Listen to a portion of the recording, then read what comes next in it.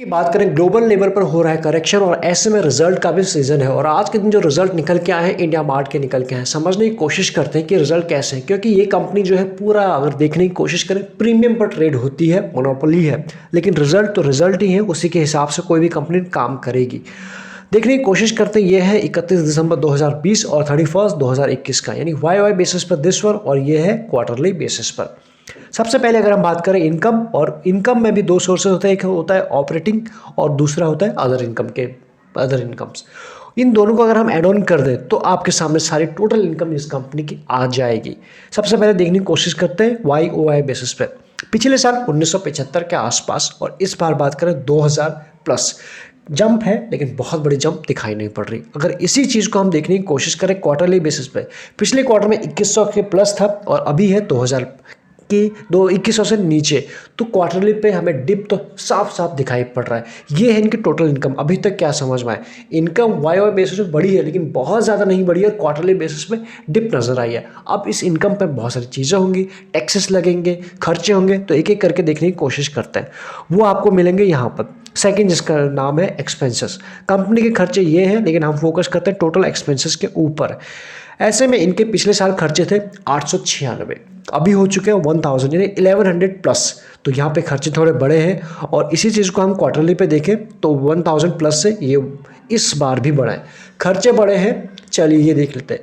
Taxes देने के बाद भी कंपनी के पास क्या बचता है, हमारे लिए जानना काफ़ी ज़रूरी हो जाता है। इससे पहले अगर हम ये देखें, ये है आपके लिए third point, profit before tax.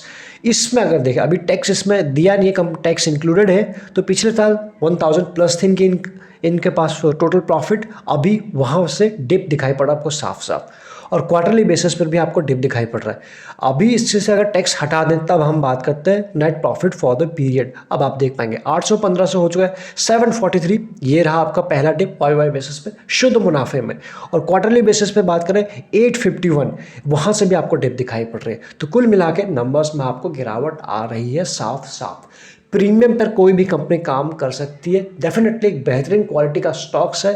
Fundamental wise का बात करें, इसके काम वाइज बात करें, बट नंबर्स इज नंबर। इसके पीछे का रीज़न भी हम जानते हैं। ये जो चल रहा है कोविड की वजह से हर एक कंपनी को मार्जिन का बात करें वो फेस करना पड़ रहा है। मार्जिन में कटौती आई है, रॉ मटेरियल की कॉस्ट बढ़ी है, इन्फ्लेशन बढ़े हैं, डिमांड कम हुई है, कई सारी चीज़ें हुई है और इसके बीच में कुछ कंपनीज ने अपना प्राइस भी बढ़ाया है। तो इन सब के बाद नंबर्स के फॉर्म में हमें हर एक चीज़ दिखाई पड़ रही है। ऐसे में ऑलरेडी कई सारी चीज़ें इस कंपनी की बात करें फैक्टर इन हो चुकी हैं, बट मार्केट तो करेक्शन के फेज में है। वो अच्छी जब अच्छी कंपनी अपने रिजल्ट पोस्ट कर रहे हैं अच्छे, तो उन्हें नहीं बख्श रहा है। एज ऑफ नाउ सोल्ड हो रहे हैं वो रिजल्ट। तो ऐसे में जो हल्के से भी एक्सपेक्टेशन के हिसाब से नहीं आ रहे हैं और वो प्रीमियम पे ऑलरेडी चल रहे हैं, तो मार्केट मार देने में भी उनको टाइम लगाएगा नहीं।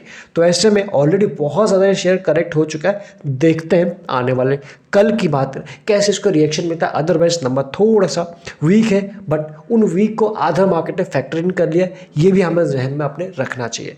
इसके बाद अगर बात करें ईपीएस कैसा रहा है इसका, ईपीएस आप यहाँ देख लीजिए 27 प्लस था पिछले साल, और उसके बाद वो हुआ अभी है 24 के आसपास। ईपीएस भी कम हुआ है, ये अच्छी बात हमारे लिए नहीं होता। ऑल्दो ये 24 का ईपीएस भी अभी ऐसी वैसी कंपनियों से कहीं अच्छा है, उनका यही एक टारगेट होता है एटलीस्ट हम इस ईपीएस तक पहुँच ही जाए।